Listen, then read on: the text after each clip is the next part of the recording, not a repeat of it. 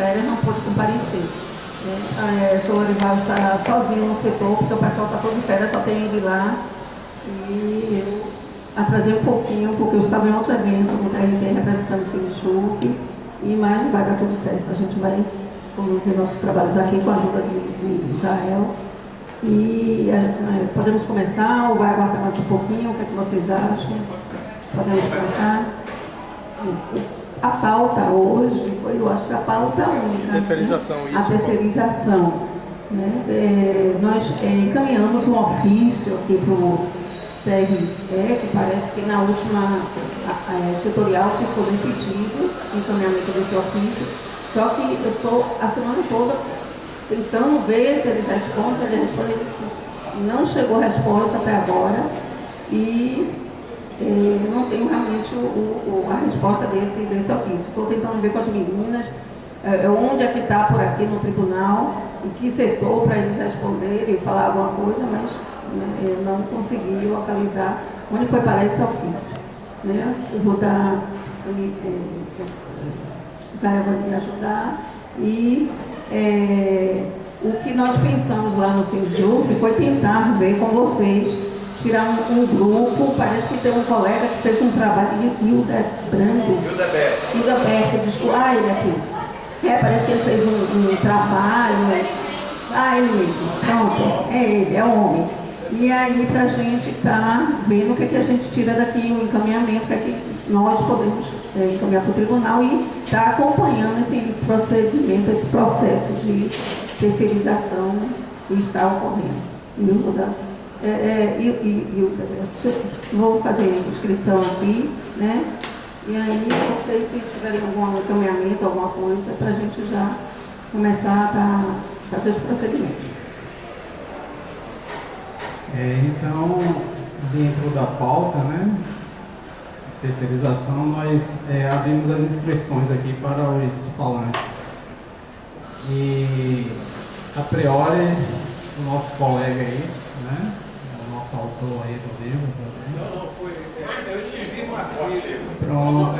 Que foi lançado na FENAJUF, no Jornal do Mundo. Eu começar falando sobre nós gostaríamos que você abrir, fazer uma abertura com o seu artigo. Muito interessante. Pois não. A gente teve um momento político importante, que eu acho que a gente poderia tirar assim, alguns minutos para fazer uma avaliação rápida a respeito do momento político ontem que a gente vai abrir as falas, aí vocês veem o que vocês quiserem, então você tem que falar. Você deve abrir as inscrições, deixar o coleguinha falar aí. Isso é importante a gente falar. Então, abrindo as inscrições, Minha gente, a terceirização no Brasil é uma questão muito séria. Vem avançando aos poucos e, na verdade, na linguagem popular, eles estão comendo pelas beiradas. Cada vez mais há um avanço em todos os setores da sociedade. O grande perigo disso é que o setor privado não está interessado as vantagens e desvantagens da terceirização. O setor privado, o foco dele é o lucro. Então, a gente tem que tomar cuidado e reagir diante desse novo contexto, desse novo quadro, dessa nova realidade que está acontecendo no Brasil.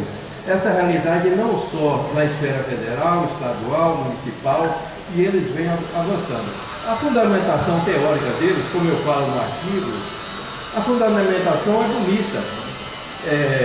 Ele diz que o servidor deve ficar focado na área fim e que a área meio deve ser disponibilizada para o setor privado e que, assim, o órgão público ganharia em produtividade. E que, na verdade, as intenções são outras. Tem muita gente querendo lucro fácil, explorar a mão de obra, que nós sabemos que a terceirização é uma precarização das relações de trabalho e precisamos tomar medidas e atitudes em relação a isso. Passou o tempo de nós sermos pessoas passivas diante da sociedade. A gente temos que tomar atitude, não só na terceirização. Nós estamos agora com o Brasil sendo entregue a umas quadrilhas, né, podemos dizer assim. E a sociedade passiva não faz nada. Nenhum movimento, ninguém vai à rua. A situação é quase de uma guerra civil aqui no Brasil e ninguém toma uma atitude.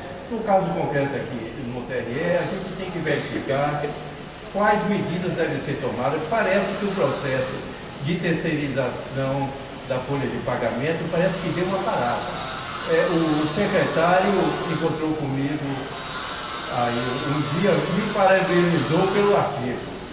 Aí eu não sei até que ponto eles vão dar continuidade nessa terceirização.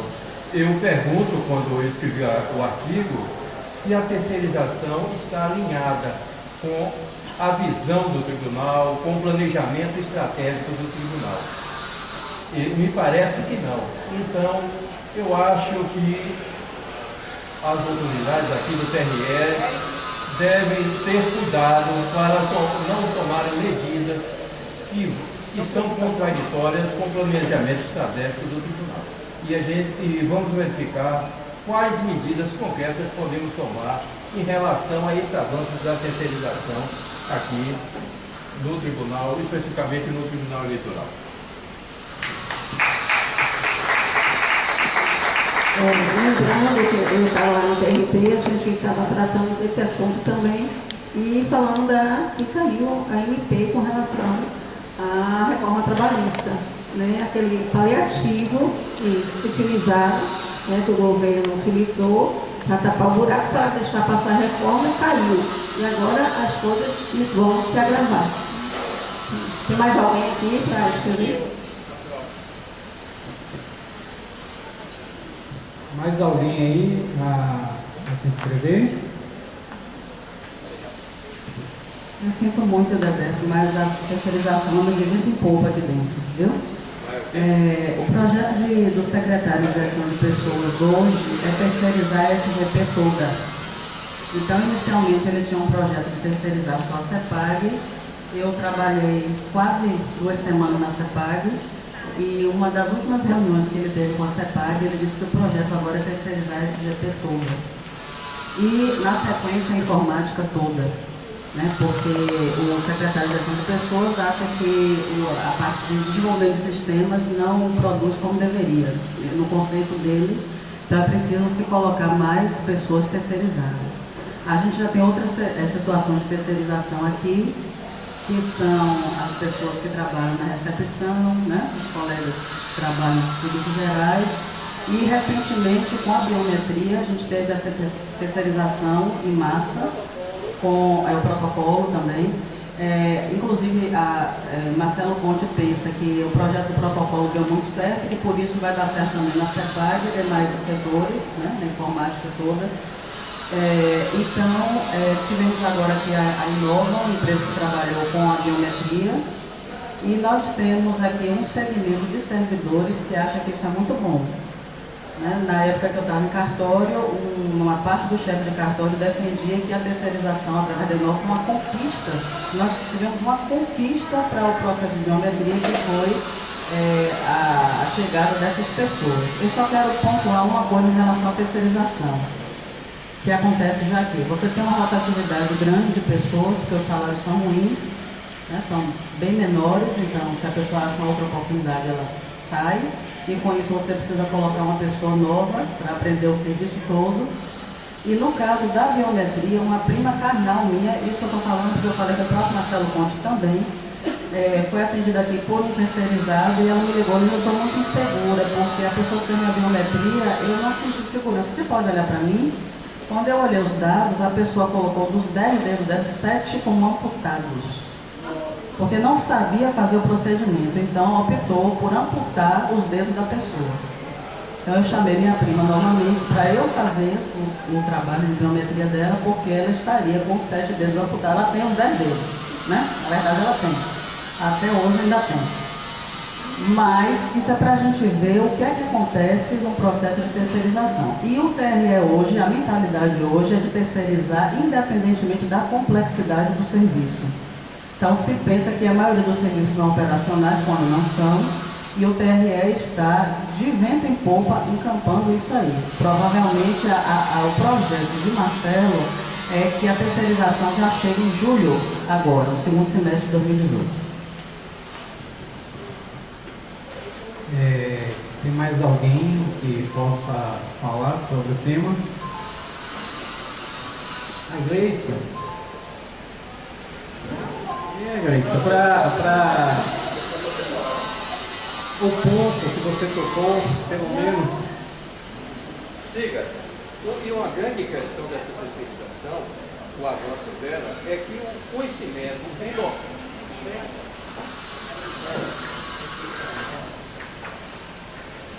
o ponto central dessa questão da terceirização é que o conhecimento adquirido, o know-how adquirido por todos os funcionários, pelo tribunal, que o conhecimento, na verdade, que nós adquirimos é propriedade também da sociedade brasileira. Esse conhecimento, as pessoas vão se aposentando, o serviço na mão dos terceirizados, e a gente perde esse conhecimento e ficamos dependentes das empresas terceirizadas. A partir do momento que uma empresa terceirizada entrar ali na SOF, eles vão ter dados confidenciais, vão ter todo o conhecimento, todos os funcionários da SOF vão se aposentar e o tribunal vai ficar eternamente dependendo de empresas terceirizadas para levar o serviço à frente. Ali é um serviço especializado e será realmente uma falta grave para o tribunal, para os servidores, sem falar que uma perspectiva de concurso público no Brasil vai reduzir o número de concursos, de candidatos, de oportunidade de ascensão social das novas gerações. Eu acho uma situação lamentável. Eu vou me inscrever aqui para tocar um pouco sobre esse assunto que a Gleice colocou. O julgamento ontem, né? Abrindo espaçozinho nesse tema aí de terceirização. O julgamento ontem do HC, que muita gente esperava que Lula fosse sair vitorioso e para ele, infelizmente, não ocorreu. Mas o interessante é verificar que as Forças Armadas, através do seu general, o Vilas Boas, ele publicou uma nota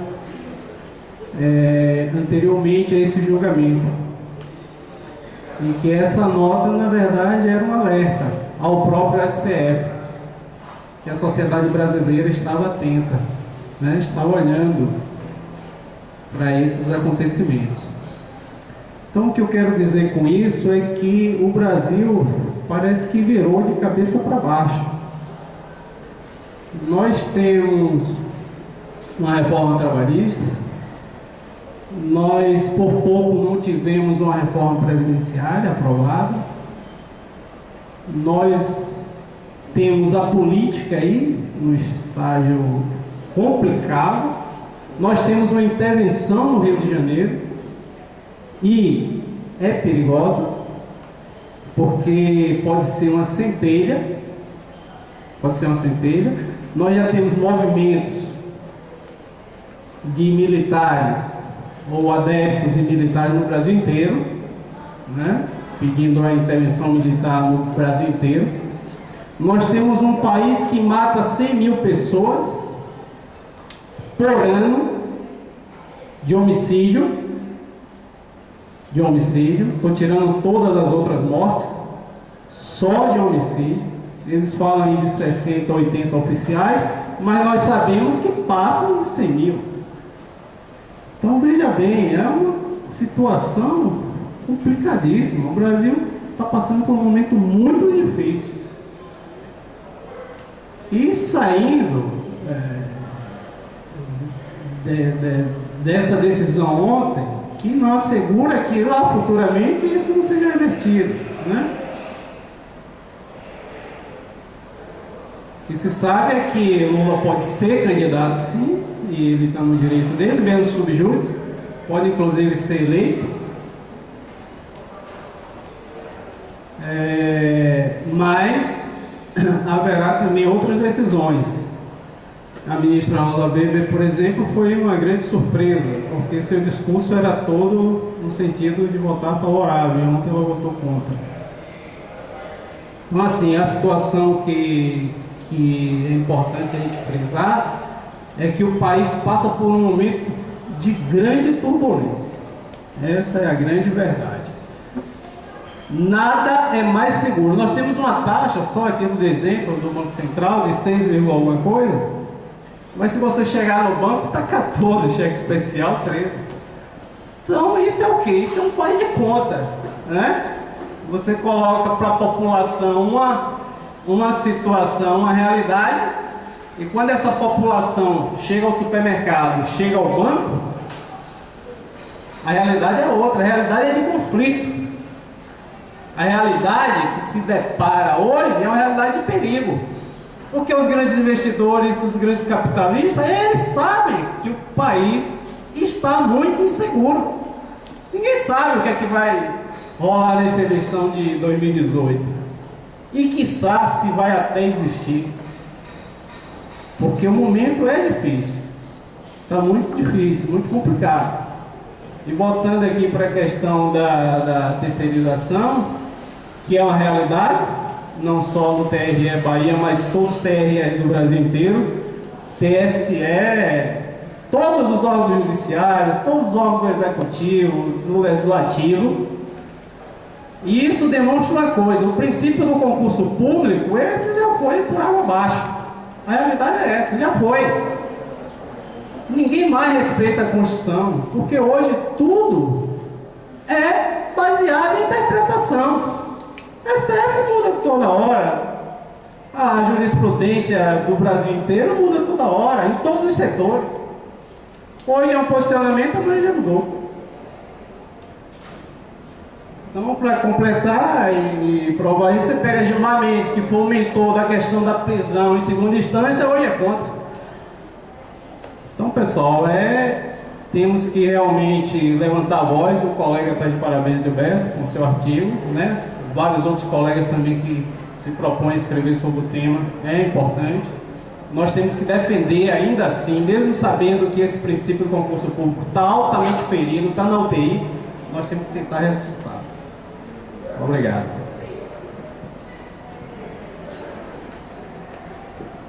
Boa tarde, pessoal. Eu estou há um tempo fora, então eu estou meio devagar, inclusive até no raciocínio. Mas eu aqui ouvindo os colegas que falaram até agora, e durante esses 15, 20 dias que eu voltei, eu tenho observado algumas coisas assim que me parecem muito estranhas. E eu acho que o fato desse distanciamento me fez ver realmente questões que eu não percebia quando eu estava aqui. Uma das coisas que me choca muito é que nós, todos nós, cada um de nós sabemos o resultado do HC de ontem.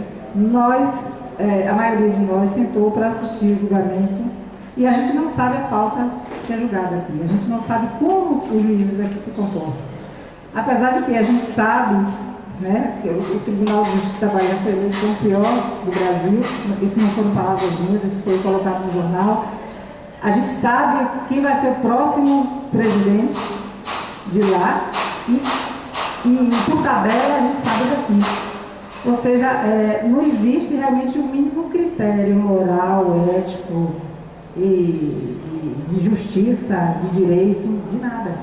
Então, às vezes eu acho que a gente tem um olhar lá para cima, porque realmente a gente pode chegar aqui e criticar o STF do jeito que quiser, mas falar sobre o tribunal, como está funcionando hoje, a gente não tem coragem.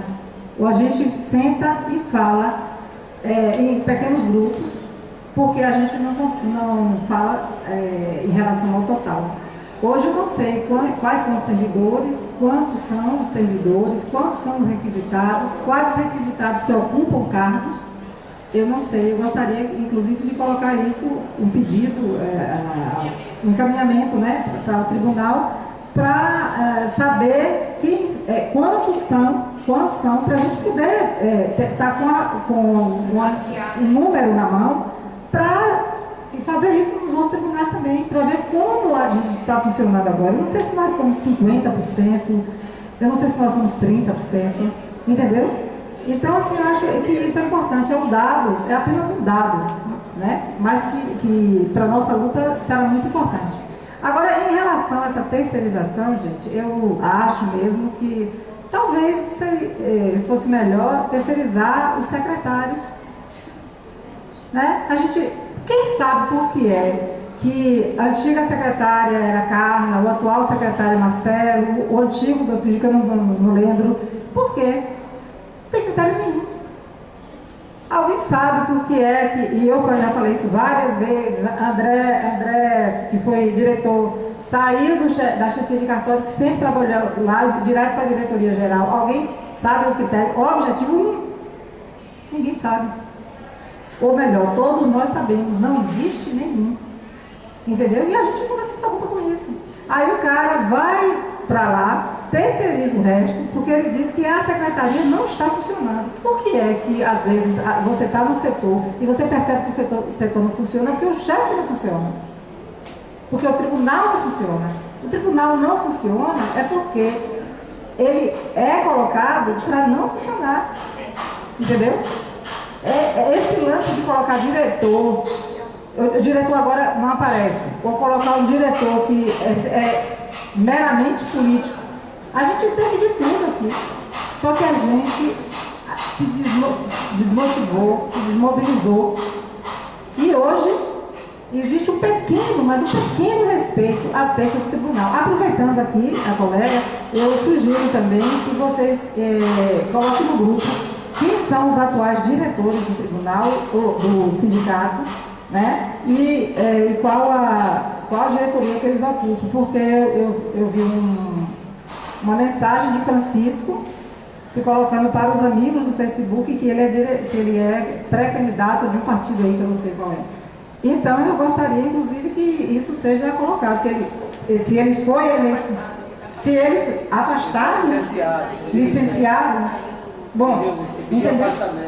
Então a gente tem que saber o que é que a gente está lidando. Quer dizer, a gente tem uma pessoa na direção do sindicato de extrema direita, gente.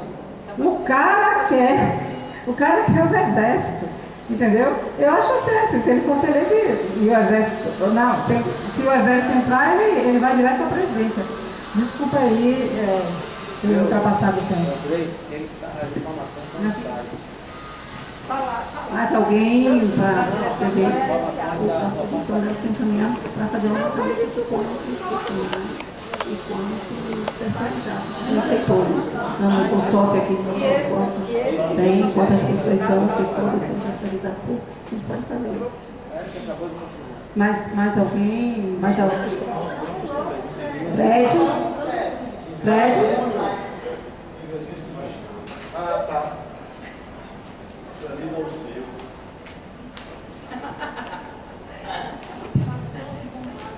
Então, boa tarde. Eu vou tentar focar só na questão da terceirização, né? Não vou entrar nas outras polêmicas, assim, eu tenho muita divergência dessa análise conjuntural que foi colocada aqui, mas eu acho que talvez não seja nenhum momento bom para a gente fazer esse debate. Eu espero que a gente tenha um outro espaço para poder fazer essa análise de fato do que está acontecendo. Eu acho que a gente precisa ter clareza do processo que a gente vem enfrentando e que não é um processo recente, mas que de fato ele tem aumentado de intensidade e aumentado muito de intensidade nos últimos tempos. Tem alguns pontos que eu não sei se todo mundo tem conhecimento disso, mas então eu acho importante dizer. Primeiro foi a resolução do TSE que altera uma resolução de atendimento, né, substituindo o termo servidor por atendente. Então, na verdade, esse foi o primeiro momento. Né? O Gilmar deixou isso presente para a gente, antes de sair. Ele altera o termo servidor para atendente.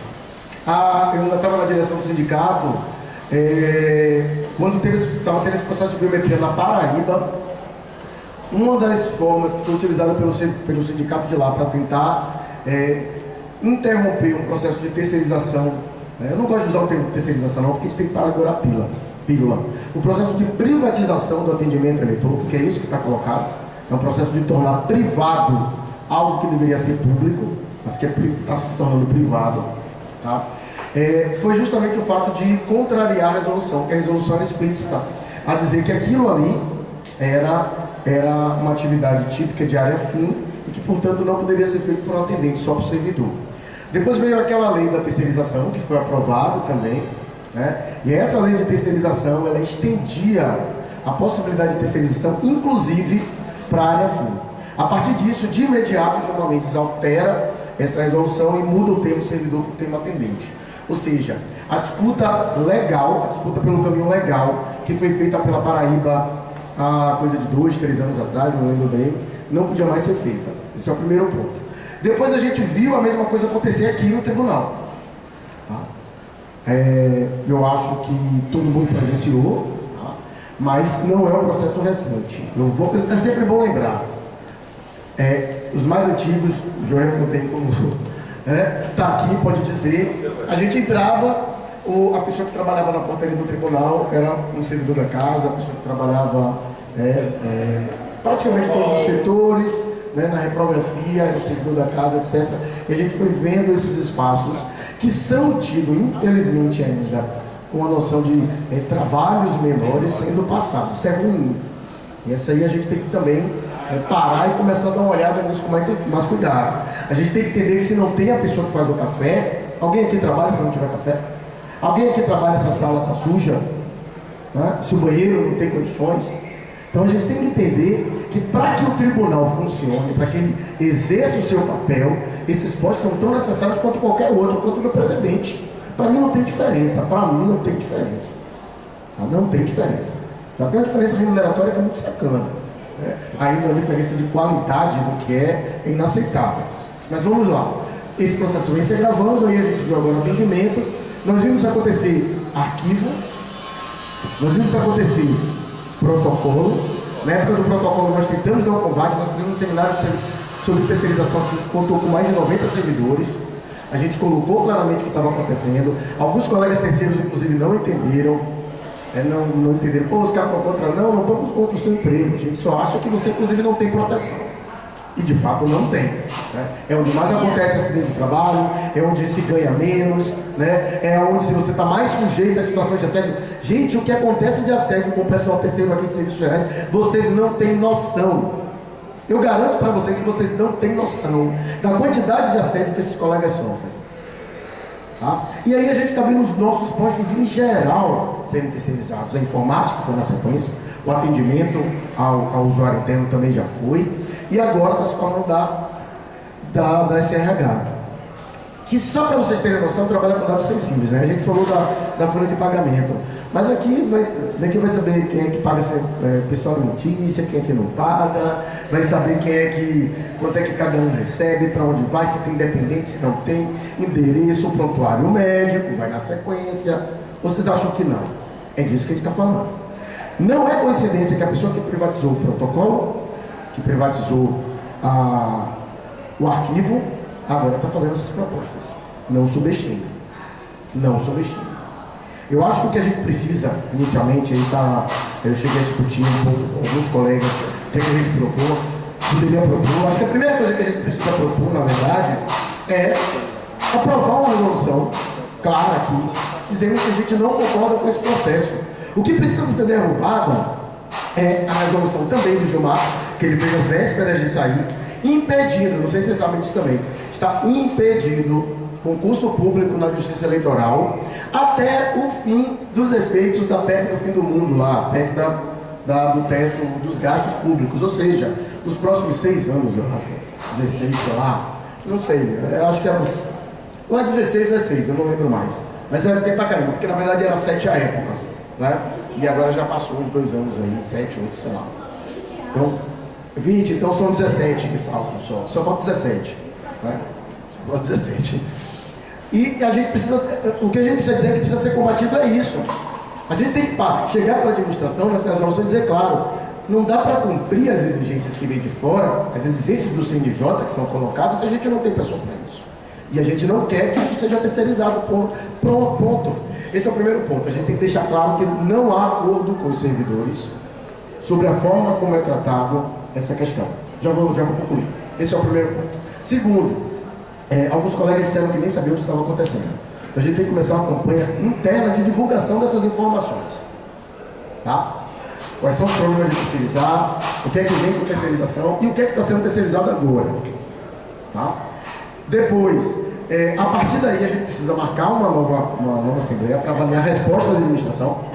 Tá? Já estou colocando encaminhamento. Tá? Eu acho que a gente tem que aprovar uma resolução aqui, dizendo que a gente não concorda com esse processo. Tem que ficar claro para a administração que os servidores não concordam com isso. Tá? Uma resolução bem elaborada, fundamentando porque a gente não concorda, exigindo que a administração, inclusive, encaminhe para o TSE a impossibilidade de cumprir as exigências do TSE e do CNJ frente ao congelamento do quadro de servidores da casa. Né? Então é uma luta da administração que derrube a resolução lá dos superiores dele. Eles também têm que se mexer, é muito fácil, né? Ah, não vai ter, não tem como ter, e aí eu me esquivo e deixo a bagaça acontecer. É lindo, assim eu também quero. Assim eu também quero. Depois, eu acho que a gente precisa de uma campanha interna para colocar para os colegas o que está acontecendo. Tá? Mas quando eu falo campanha interna, é campanha interna, tá, gente? Não é fazer um chamado virtual e achar que as pessoas vão entender o que está acontecendo. É uma campanha interna, faz favor. E já uma nova data para que a gente possa, a partir daí, estabelecer um prazo razoável aqui para ter resposta, né? Pedindo que interrompa esses processos e abra uma negociação sobre essas questões, tá? Para a partir daí a gente aprovar talvez uma campanha mais dura ou algo mais firme que possa ser feito. Mas eu acho que no primeiro momento a gente entendeu o que está acontecendo. Concordo aqui com a noção de que a gente precisa de um estudo para mostrar a evolução desses números. Tá? A gente precisa saber com o que a gente está lidando, é preciso obter essas informações também, para a partir daí a gente ter uma análise mais cuidadosa do que pode ser feito e como é que a gente pode agir frente a esse quadro. Mais alguém? Mais alguém? Senhor quer falar? Senhor Ivaldo. Boa tarde, colegas. O meu atraso decorre de que eu estava no setor sozinho e não podia sair. Eu só saí depois que o estagiário chegou. Sobre essa pauta da terceirização, a questão não envolve somente aqui o TRE. Não sei se vai ter alguma informação na TRT, mas eu quero falar que a gravidade do problema de terceirização aqui também ocorre na Justiça Federal. Hoje nós temos terceirizados autuando processos. Processos físicos, processos virtuais, fazendo o trabalho que é de área fim, que é exclusivo de servidor. Hoje nós temos terceirizados atendendo na Câmara Previdenciária, atendendo nas varas. Não se restringe apenas àquela questão de um terceirizado na área administrativa que vai entregar documentos, protocolar documentos internos, não, é área fim mesmo. Só está faltando agora colocar terceirizado para redigir sentenças e elaborar sentenças, que é uma coisa que é do servidor. Então, se nós vamos fazer esse trabalho, esse estudo, vamos fazer esse estudo de uma forma geral, abrangendo os 3 órgãos, porque me parece que na Justiça Militar não tem nenhuma denúncia dessa questão. Então precisamos fazer esse estudo abrangendo os 3 órgãos. E aí, todo o trabalho de unidade e de colaboração seria ótimo para poder a gente avançar, porque a Justiça Federal precisa também, nós combatemos isso lá, toda vez que temos audiência com a administração, nós combatemos, nós falamos isso em assembleia, mas precisamos de uma unidade nesse sentido. Então eu quero dizer que deveríamos nos unir para combater em todos os 3 órgãos do Judiciário Federal na Bahia. Está vendo até a implantação da SEJUSC lá no TRT. Eu não sei, porque o SEJUSC na Justiça Comum, aquela grande, foi colocado as varas, várias varas, numa grande secretaria, né? Inclusive me parece que já está sendo encaminhado isso para a Justiça Federal, essa implementação de colocar várias varas numa grande secretaria, onde vai ter só um diretor, e lá na Justiça do Estado, eles terceirizaram tudo. Esse atendimento é feito por terceirizados. Então, todos os funcionários que estavam nas varas, realmente eu não sei o que aconteceu com aquelas pessoas lá do Estado. E isso já está sendo encaminhado para a Justiça Federal, como é que eles dão o nome? Secretarias? A supersecretaria, alguma coisa assim, a nomenclatura. E isso já está sendo encaminhado para a Justiça Federal, e a Justiça do Trabalho também já está sendo colocado mais ou menos nesses termos também. Mais alguém para... Só complementando aqui.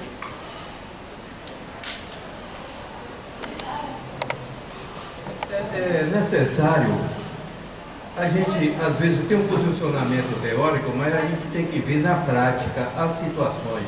Por exemplo, quanto é que o TRE paga a essa empresa terceirizada de prestar serviço de informática?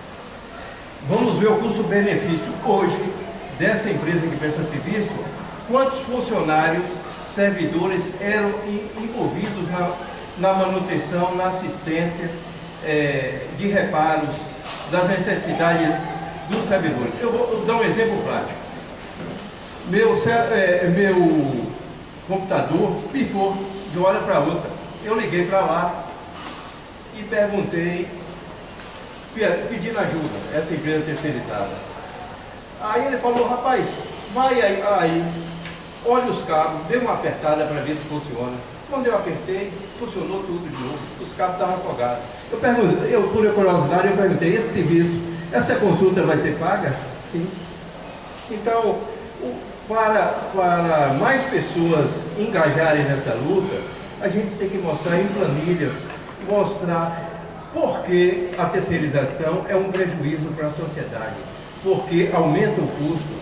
Então, defendemos uma causa com mais veemência quando a gente acredita nela, e ela precisa ser mostrada através de dados, de informações concretas.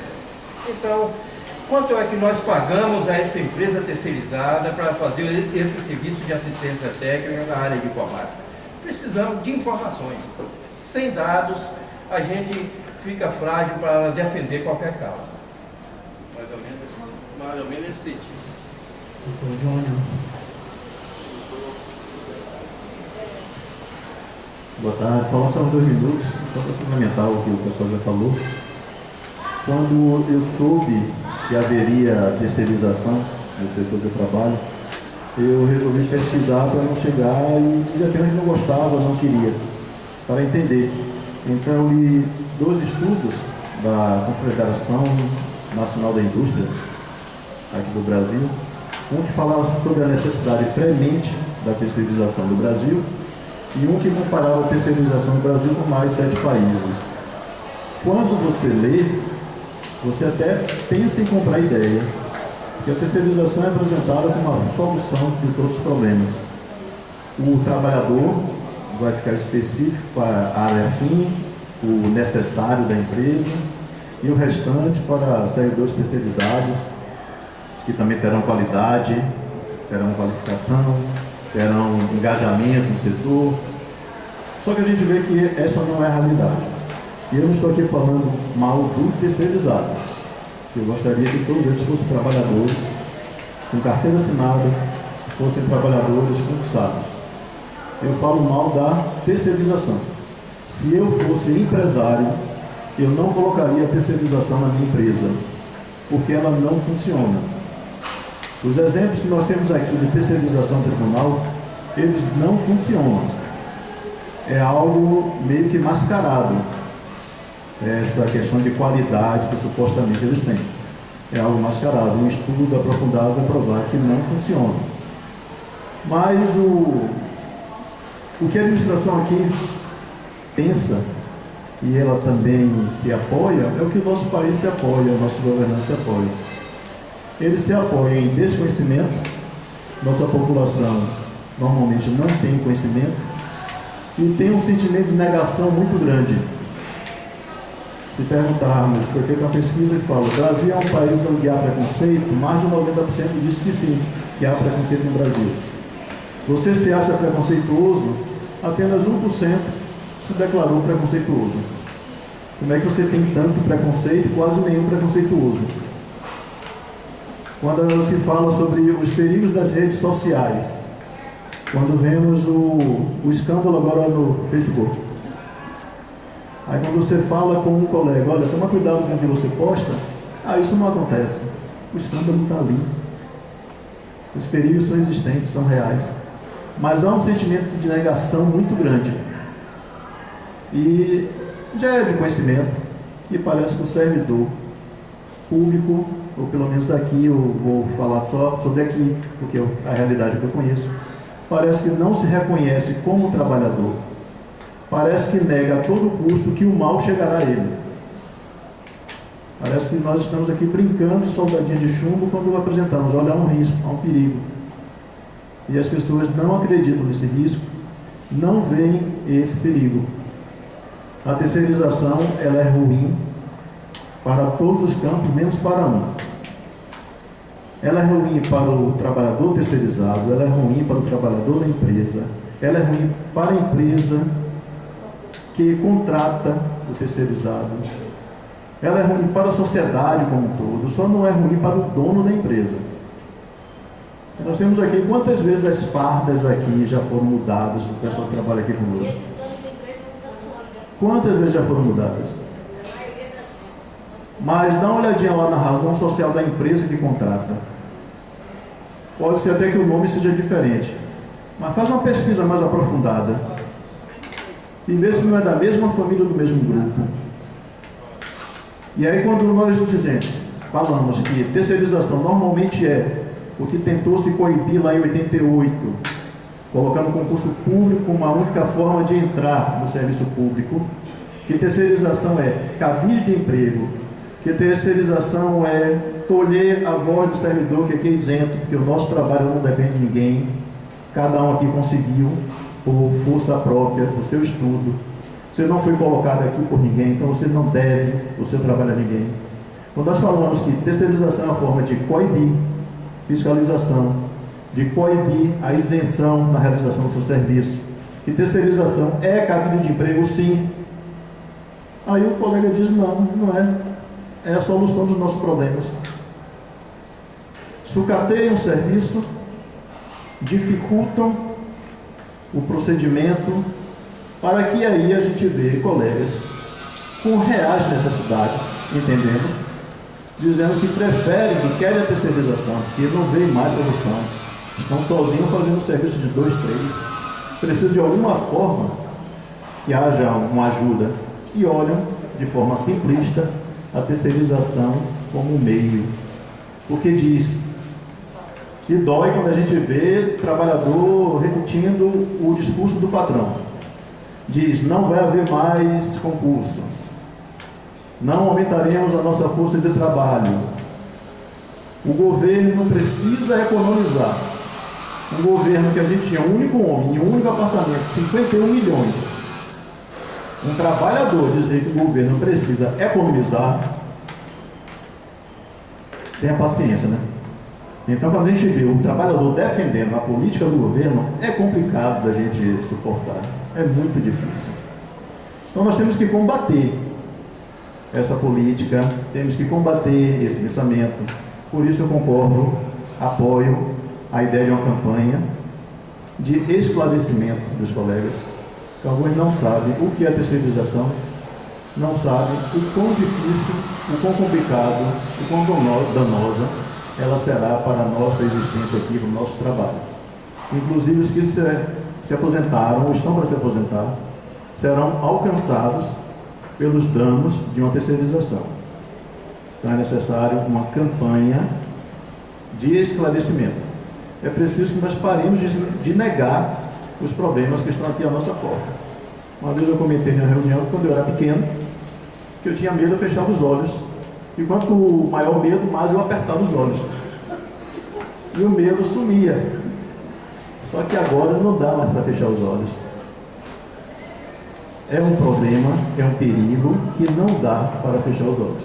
Tem que, na verdade, abrir a mente, tem que, na verdade, cada um que está aqui hoje presente, ser uma voz no seu setor, ser uma voz com o seu colega, ser uma voz no seu zap, para ajudar aí a disseminar esse perigo. Eu ia falar daqui mesmo, continua.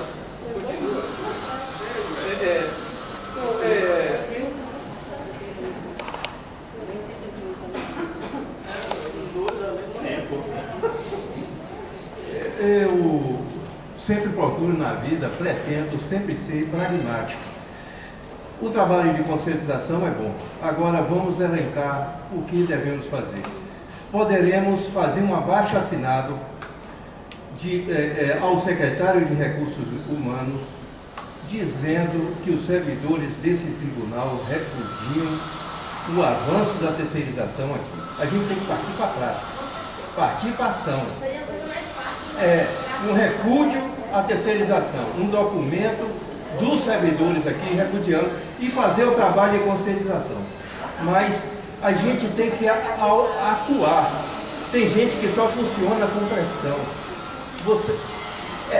Porque o Congresso Nacional 90% é formado de quadrilhas, de bandidos, de vagabundos. Porque o povo brasileiro está sempre quieto. Eles não respeitam o povo brasileiro. O povo brasileiro, para eles, é uma bosta. Porque ninguém reage. Ninguém toma uma atitude de ir à rua. Quando o Gandhi fez um movimento na Índia de resistência ao massacre do Estado inglês na Índia, aquela reação do povo sem armas, eles conseguiram muitas coisas na Índia com resistência. A União Soviética caiu com o povo resistindo àquele modelo. Por que a gente não parte para a prática, começando aqui dentro do tribunal? Vamos pressionar o secretário. Porque quais interesses, existem interesses pessoais na terceirização? Porque às vezes tem uma vantagem para alguém. Alguém está comendo alguma coisa. E a gente precisa pressionar. Esse pessoal da alta cúpula do tribunal tem que se sentir acuado. Passou o tempo, nós estamos no século XXI, passou o tempo da gente viver na inércia. A gente tem que reagir. Mais alguma sugestão? Grace quer dar uma palavrinha aqui? Baixa assinado, alguma coisa assim. Repúdio. Eu vou sair. Isso porque eu sou uma pessoa generosa. Obrigado. É porque eu sou antigo. Eu só quero contar uma historinha de terceirização, né? Na verdade é mais do que uma historinha. O período do recadastramento biométrico, que para mim foi o trabalho mais trágico e mais mal feito da história do TRE, pelo menos da história que eu conheço, e que envolveu uma boa parte de terceirização, uma terceirização muito mal treinada, porque eu vi muitos absurdos no atendimento das pessoas, que inclusive causaram danos às pessoas. E foram inúmeros, né? Coisas até que eu anotei e que são assim, a gente tem um órgão voltado para o atendimento ao público. Infelizmente nós temos um órgão que administrativamente atender ao público não é algo importante, vide como o atendimento ao público é tratado. E a historinha que eu quero contar específica acerca de como funciona a terceirização foi de ontem. Ontem eu atendi um senhor que ele sofreu um acidente de moto há uns 5 anos e ele ficou com muita dificuldade de locomoção, né? Ele não está paralisado das pernas, mas ele anda com muita dificuldade, estava com muletas, ele tem outras dificuldades também no corpo por conta disso, né? Quando eu atendi ele, eu fiz: olha, você aproveite da entrada num documento que é isenção eleitoral, que a pessoa passa a ficar isento de exercer o voto por ter uma dificuldade. Ele foi da entrada no protocolo, né? Lá embaixo, muita gente do TRE não conhece a central de atendimento do TRE. A central de atendimento do TRE tem 2 setores, a central de atendimento e o protocolo das zonas eleitorais. A central de atendimento ainda tem servidores do quadro, como eu e mais uns 4 ou 5 colegas, tem uma grande parte terceirizada para esse serviço da biometria, e tem um outro lado que é de terceirizados, né? E aí o rapaz foi dar entrada no pedido, na isenção. E aí o menino que eu conheço, que atende bem, começou, eu não tenho nada contra os terceirizados, fazendo eco às palavras de Júnior, eu tenho tudo contra a terceirização, mas nada contra as pessoas que são terceirizadas. Muito, inclusive, como disse Fred, muitos deles sofrem assédio, não só na parte não só nas serviços gerais, mas se vocês forem ali no protocolo, eles são proibidos de conversar. Não existe nenhum outro setor do TRE que um servidor seja proibido de falar. E lá trabalham vários, eles são proibidos, né? Isso não acontece no resto do TRE, mas acontece ali no protocolo, né? Acontece outra coisa também com o pessoal do protocolo, relacionado com coisas que não acontecem com os servidores do quadro, porque o tratamento é totalmente diferente. Existe uma outra coisa que tem do servidor terceirizado, que é assim, a informática do TRE ela é bem específica. O fato de o cara saber muito de informática não quer dizer que ele vai chegar aqui no TRE e automaticamente ele vai fazer tudo. Não, ele vai ter que aprender o que se faz aqui. E esse pessoal que trabalha aqui no suporte, por exemplo, a ideia deles não é fazer carreira aqui no TRE, né? Então eles querem sair. No dia que eles saírem, esse saber vai embora, todos junto com eles, e aí vai chegar alguém para começar tudo de novo, para dar suporte para os cartões do TRE, vai enfrentar várias dificuldades. Voltando à história do rapaz, aí o menino que atende bem, né? Não estou criticando ele. Ele veio, Joel, alguém pode preencher aqui para ele o formulário de isenção, porque o pessoal do protocolo não tem autorização para preencher um formulário para alguém, mesmo que esse alguém tenha dificuldade, o que é um absurdo. O serviço público atende pessoas, o nosso lucro é o lucro de atender as pessoas, de orientar, de dar a melhor orientação possível. Então, por exemplo, o rapaz ele tinha dificuldades, e ele tinha uma orientação do supervisor dele, terceirizado também, de que ele não poderia preencher um formulário. É um absurdo isso, certo? Isso não existe. Que terceirização é essa? Né? Que atendimento ao público é esse? Que TRE de 80 anos elegendo o futuro? Quer dizer, um futuro que nunca chega. Eu quero um presente de qualidade, né? Como é que o TRE vê o